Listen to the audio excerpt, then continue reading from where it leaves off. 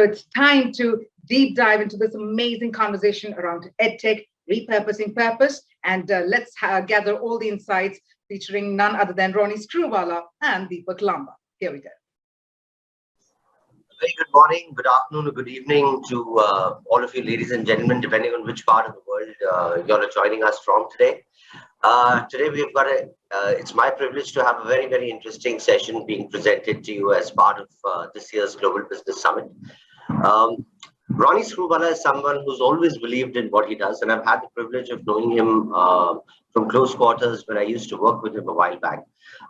It's no wonder that it's this belief in himself that has propelled him to success in different businesses with different audiences and across different market conditions. He believed in creating one of India's first quality television content companies with UTV, then forayed into broadcasting, and now it's his firm belief in the potential of a young population of India and their need to be upskilled that is driving his imagination of upgrad. Upgrad is an outcome of his uncanny abilities to spot opportunities. In August 2001, it marched to the coveted league of the EdTech unicorns, and even in difficult times, was steadfast in its commitment to providing quality learning experiences to the Indian youth. The EdTech sector has seen unprecedented growth in the last few years. And it's quite evident from the the outpouring of investor interest and these sometimes astronomical valuations that we are seeing EdTech companies enjoy today.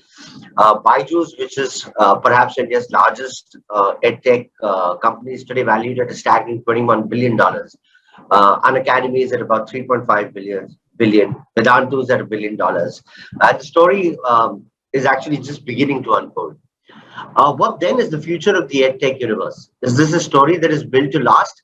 Or is this another one that will fade away with time and as the world returns from the extended hiatus of the corona or the COVID pandemic and gets back to normalcy? Who better than to answer these questions than the man who wears both hats, that of an entrepreneur and also that of a very avid investor, Ronnie Screwvala. Ronnie, thank you so much for joining us today. And on behalf of the Times of India Group, it's my privilege to welcome you once again to the Global Business Summit. Thank you. Thanks for having me. Okay, so without further ado, should we just jump in straight away? I've got a few sort of questions that seem to be on everybody's mind. Yeah, perfect. And I just your introduction, I just want to make an opening comment because you said uncanny knack of looking at opportunities.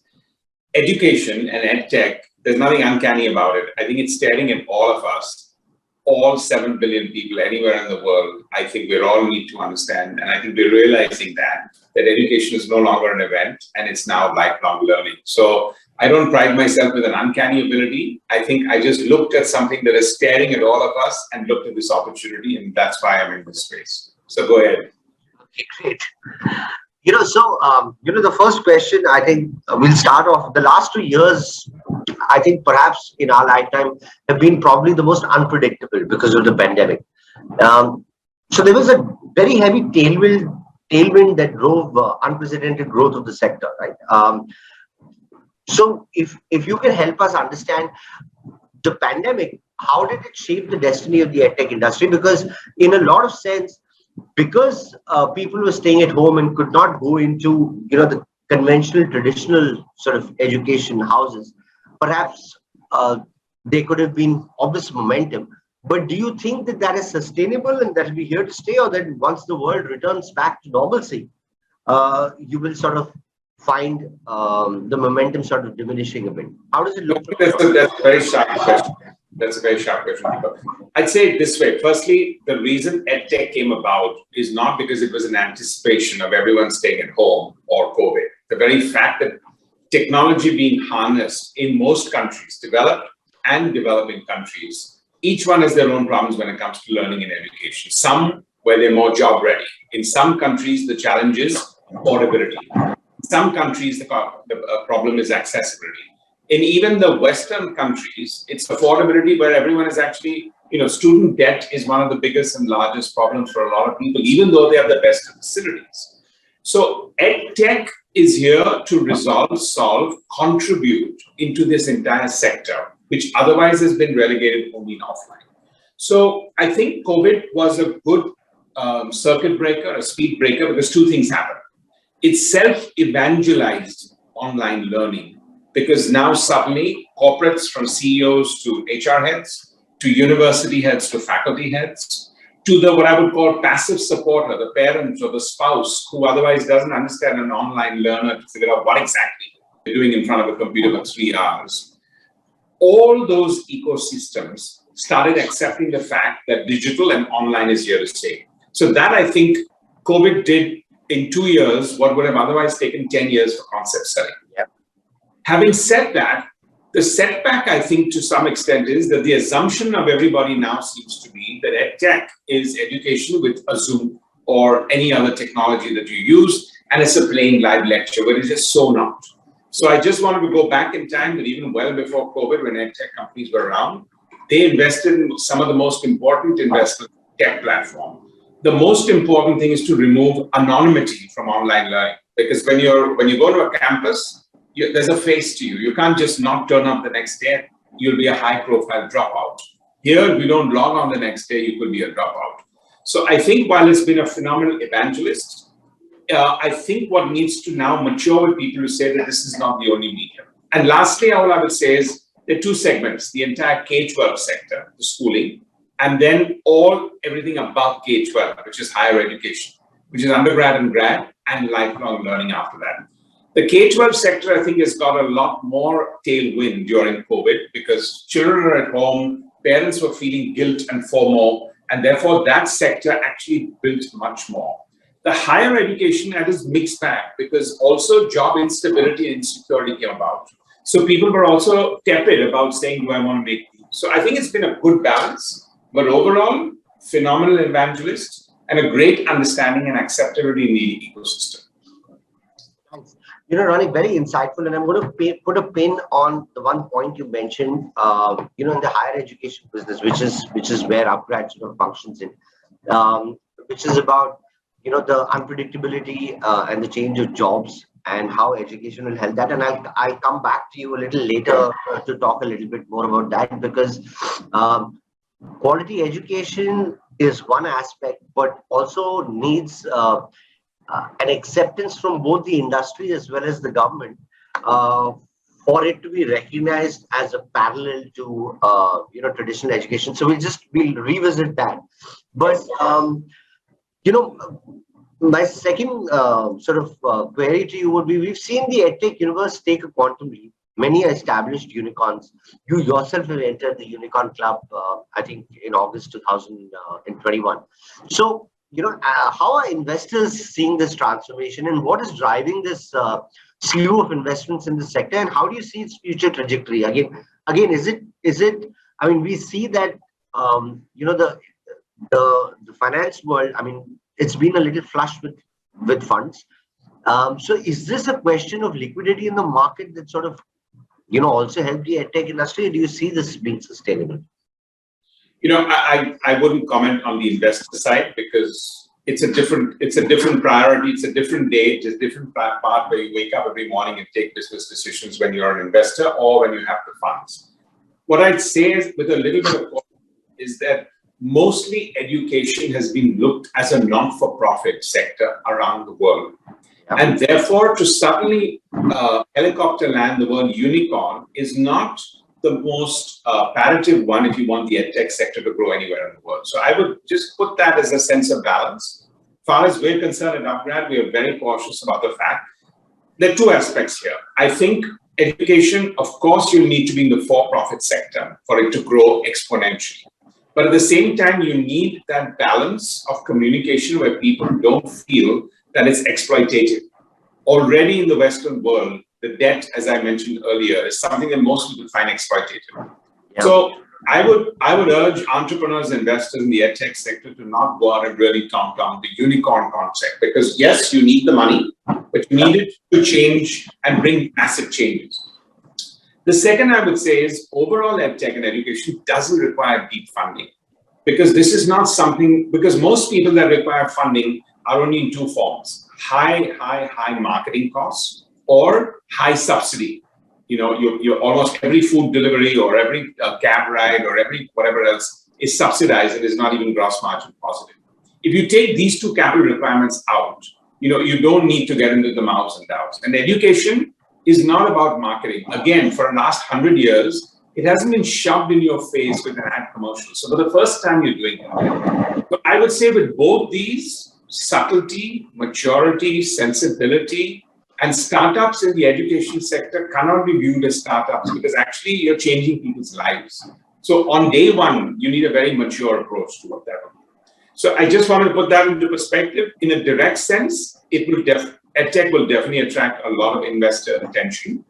I think the models will need to be a lot more integrated. Today, I think there are a lot more in verticals and silos.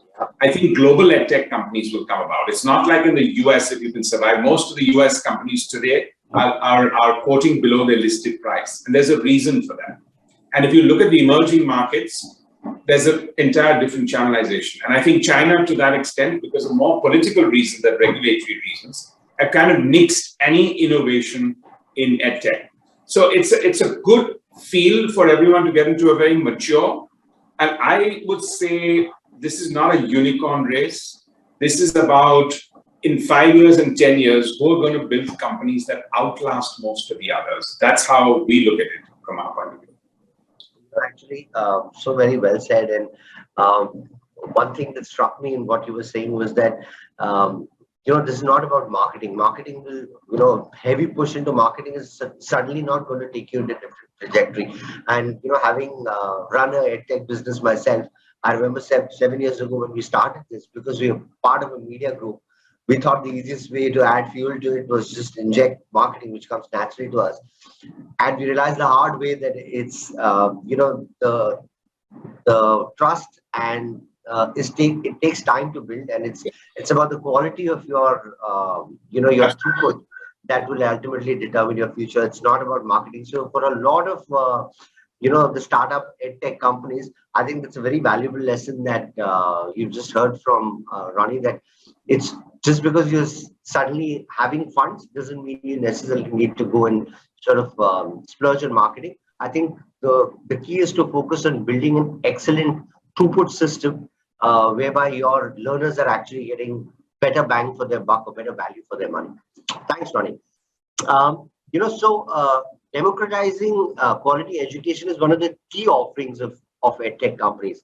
So how are EdTech companies contributing to upskilling the workforce of the future? How is it driving changes that we see at the workplace with a hybrid work culture now on a much larger canvas? Already easy accessibility to... I would sum that up into 4 parts. One is accessibility, okay? University and offline learning is a much more eliminative process. What I would say is a much more selective process, but online learning is a much more eliminative process. You have 1,000 people applying, only 10 may get into an offline university. You have 10,000 people applying to an online course. Mostly 9,000 will actually move in, not because you've dropped the level of it, it's because you'll counsel the other 1,000 to go out and pick up something else, some skills before they come in there. So suddenly accessibility has come. Geographical accessibility is important. Most people in education, wherever they've gone, have pursued something in a 200-kilometer radius, whether it's in the United Kingdom, Canada, France, North America, or even in Vietnam or India. That has changed because now you can have access to global brands, and you don't need to have the top brands. In fact, some of the top brands intimidate a lot of people because they feel I may not have credibility on my CV when it looks like that. So I think the third one is affordability. Most people think actually, an online course of $4,000, that's quite expensive. My point is, you don't have a choice because once you're a working professional, once you join the workforce, taking a year off is an opportunity lost that could be $25,000, $50,000 a year at the minimum at that target group. Then you're relocating for a year by taking that year off, and then the cost that you would go.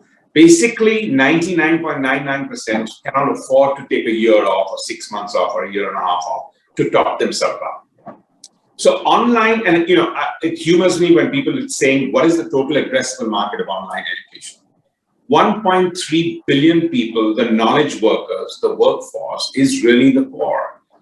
At some stage over the next 2, 3, 4, 5 years, each one will have a penny dropping moment. that they need to upskill in some form, learn, upgrade, change their domain expertise, whatever that may be. They're going to have to turn to online education. And lastly, therefore, I would say between accessibility, affordability, and the entire element of that is really the element of peer-to-peer learning. So technology platform, which is why I said a little earlier, this is not about a live lecture on Zoom.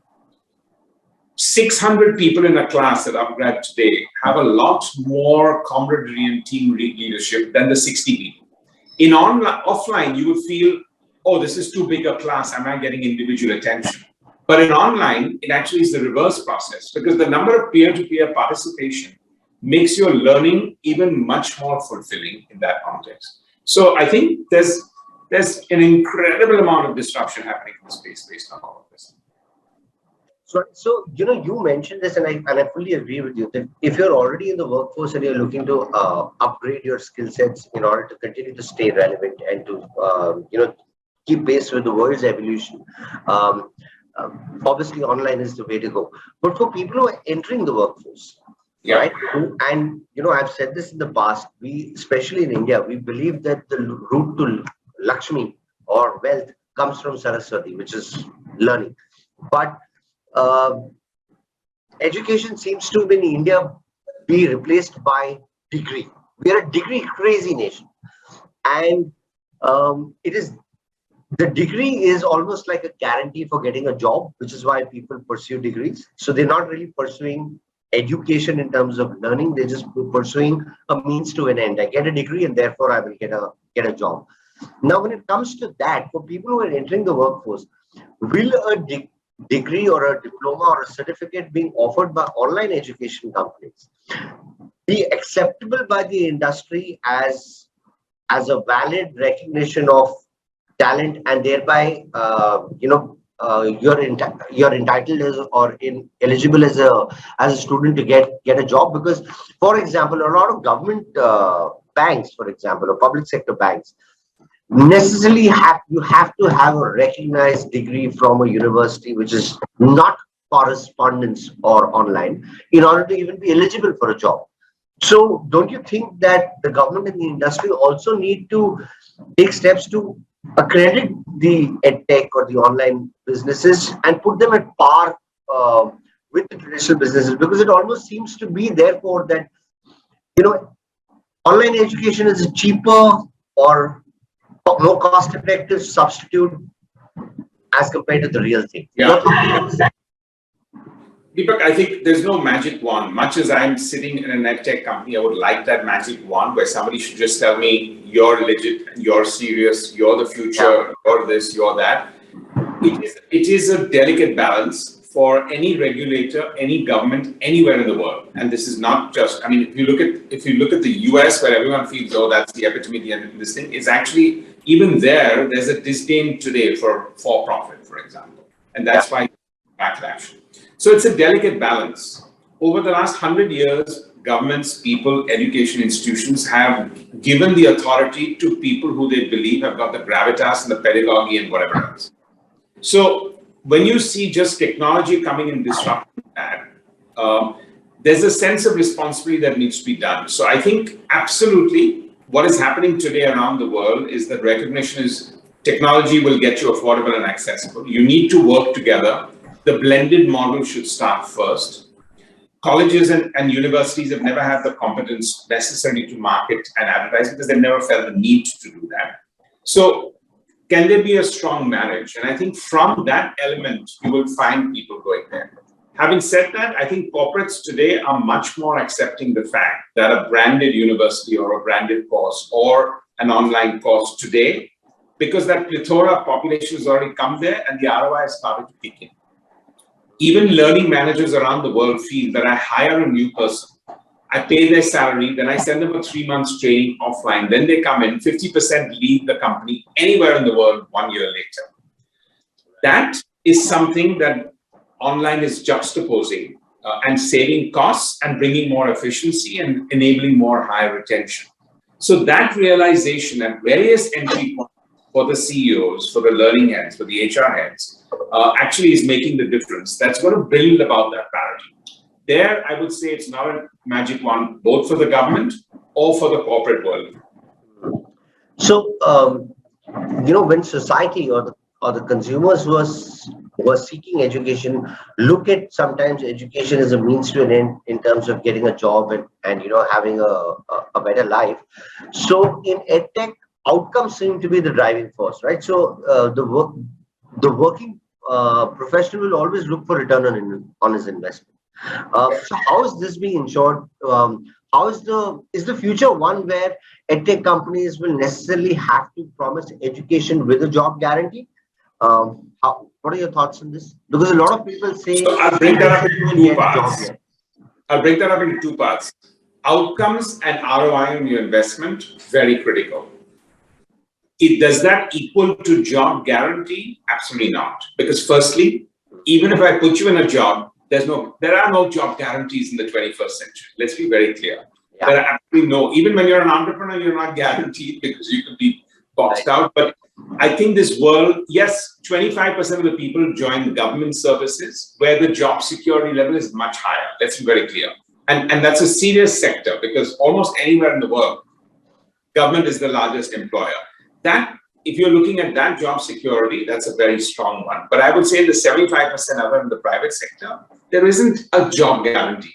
So this whole notion that says, okay, I'm going to do this and I'm making a deal with you that I'll pay you and I'll learn, provided you ensure that I have a job guarantee.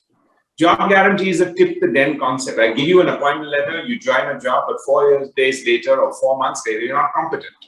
So therefore, I would urge people that I think the job guarantee process has been reinvented by fintech companies and a certain amount of private equity investors to open a new categories like the banking sector. And in 2008, you would get out 3 more debt instruments or exit instruments.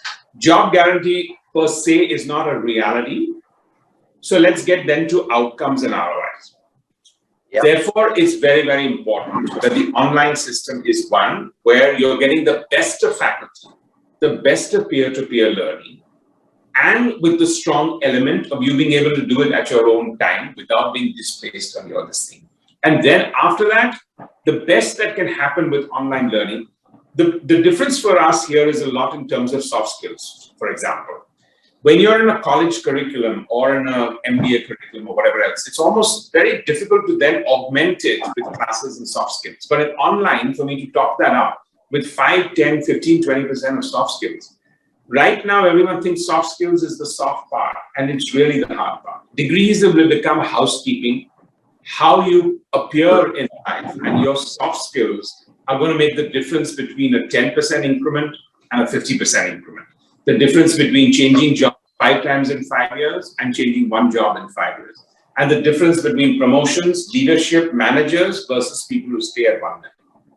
I couldn't agree with you more. I think very often people sort of tend to overlook the soft side or the soft skills. But having run businesses, I mean, your impression, especially your first impressions, matter a lot. I'm glad to see that Upgrad is taking pretty decisive sort of step in that direction. You've almost preempted my next question, which was on soft skills. So let's come to the tech in EdTech. So how are we seeing the evolution, Ronnie, in your mind about for EdTech companies? Are we looking at AR, VR soon? How do you see technology shaping experience in the future? So I remember about 4 years ago at the Global Business Summit, when you were having a chat with Reed Hastings, you asked him, are you a tech company or an entertainment company, right? Or a content company or a technology company? So, so give me a view on how the future will be for EdTech, and also what's your take on Meta or Web 3.0? How is it likely to influence EdTech in India, especially? I'm excited about the whole Meta world personally and that whole universe. In EdTech, I would say it's not going to be the highest priority in sectors. Learning is not an experiential scuba diving experience even I'm living in a 1-bedroom apartment anywhere in the world, but now I can own a 4-bedroom apartment with a view of Central Park. That it's not an experiential. So I think the level of AR, VR is really going to be in your ability to feel you're sitting in a classroom, not in the conventional classroom again, because that will be quite sad that you go online and you feel oh, I can see people. That's just, the element of interactivity in education can go to the next level with AR, VR. So I see our ability to pinprick people to make their mind and their soft skills, their confidence levels going to the next level, where right now, if I can in the AR, VR world, actually ask a question, knowing full well that I've got a room full of 40 or 400 more people listening in, I'm solving many other soft skills to what I want to do.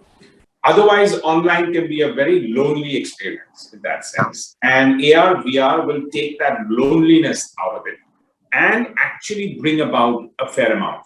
So I see it in that sections and not as an experiential part or point of view that says, you know, let's sit on the top of the tallest building in the world and have a class on biology.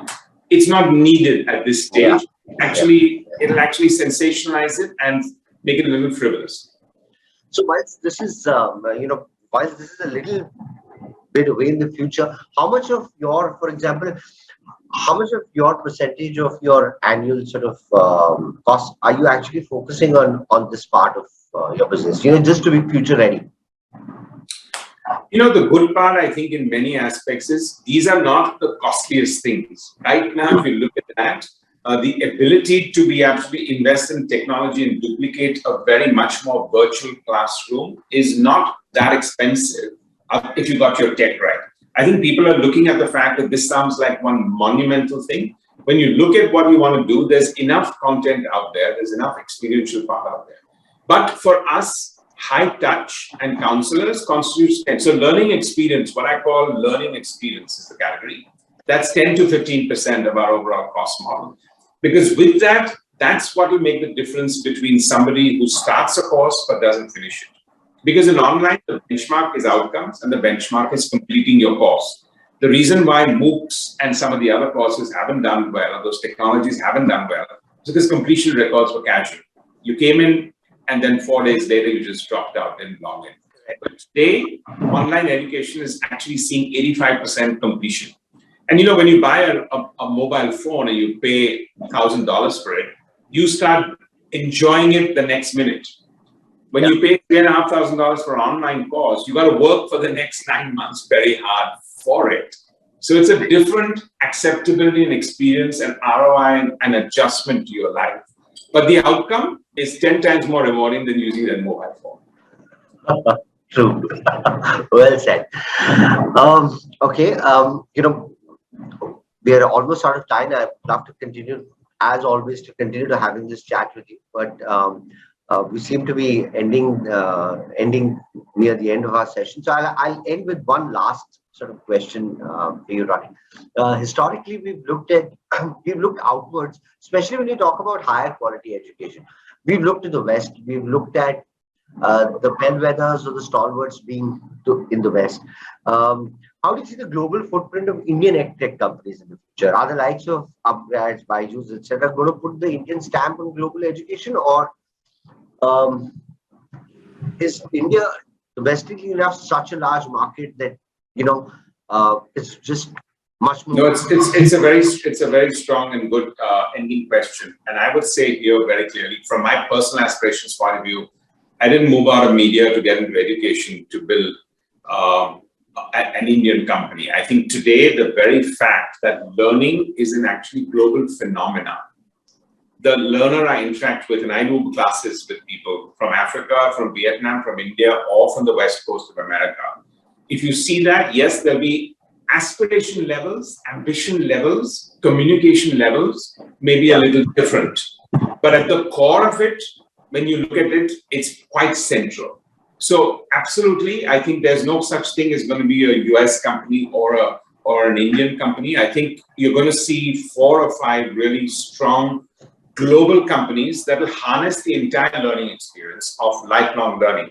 They'll either be in the K-12 sector, because that's a very specialized one in a different manner, or it'll be in every aspect of higher education. When most people, higher education, people have saw 18 to 28, because after 28, nobody wants to start learning, studying. But now that's changed. So companies in that 18 to 58 and 60 years old, those are the ones that are going to create incredible value. I would have said Chinese companies had taken a good leap there, but I think now that's set back for the next 10 to 15 years, just from their perspective more political than regulatory. So the West needs Asia, and Asia needs a very competitive like the West. And I think therefore 4 or 5 very scalable companies will emerge. That's why I said the unicorns of today are not relevant. 5 years later, what are the companies that are built to outlast the others are going to make it? Ronnie, and I'm glad to see, the ambition is to sort of be a global player. But I've said this, and it's true of almost every business that, when you look at Indian companies, we're fantastic at making great products. And then once we make them, we are quick to sort of monetize those products and just move into sales. I think what we've yet to learn, which I think some of the companies at the West have mastered to almost an art, is the art of creating a brand. And it's a brand that makes an Apple today. You will have certain phone companies that will perhaps be giving you more value or more bang for your buck in the phone with features, etc., than an Apple does. But an Apple is a brand. Right? It's almost like a status symbol. If you look at education companies in the West, and Harvard, or Wharton, etc., they've become brands that are synonymous as the gold standard of education. If you look at entertainment, it's Disney, and so on and so forth. We're yet to see an Indian company in any field sort of crack that art of, and that's the only way you become a global company. Yeah. I hear you, and I think brands today, when you're looking at the Harvards and Princetons and the Whartons and the MITs, or even some other colleges and universities, actually they've created an aura because of their selectiveness. So those brands have been built on selectivity, and then on the research documents and the deep. So I mean, Harvard is as much a college as it is the best scientists. Absolutely. From there. So that's that brand that stands for that. Aura based on selectivity. When we look at overall EdTech, the brands are going to be created, in my opinion, by alumni, because the alumni are going to be so large in online. When I have 5 million people that have gone through a course in Upgrad, I'm creating a brand whether I like it or not. So you may have another brand that may have 10 million customers worldwide, 100 million customers worldwide. So I think alumni, in some sense, and I'm being a little naive when I'm explaining this to you, because it's not going to be that you can start advertising a brand. In education, there is not going to, it is going to be something you experience and you come back again, and you're willing to pay much larger premiums than anywhere else. So the more lives education and EdTech companies change around the world, that's how their brands will be defined. If that is a global brand, so be it. If it's a brand that means different things in Africa, different things in Asia, different things in the US, so be it. Thank you so much, Ronnie. And in fact, I want to I can't lay enough emphasis and stress on this point. Like Ronnie just mentioned, I think education companies have actually their brand has been determined by the line outside waiting to get in, rather than the people who are inside. And I always find it a little ironic that if you are getting the 99th percentile of input already in, so he or she is already pretty much a genius when he's walking in, and you have a great throughput system. Yes, you're going to produce a great product, but how much of the world's market are you serving? The challenge is, if you're getting 50% input level, get a fantastic throughput level, and then create a fantastic output level. And I think that will be the ending message that I would like to sort of leave our audiences with. That education should be inclusive, and it should look to upgrade the life of the average young population, so they can make a better life for themselves. Thank you so much, Ronnie. Always a delight. And thank you, Deepak. Thanks to the Bennett Coleman Group to really spotlight EdTech as a sector in your Global Business Summit. Appreciate it.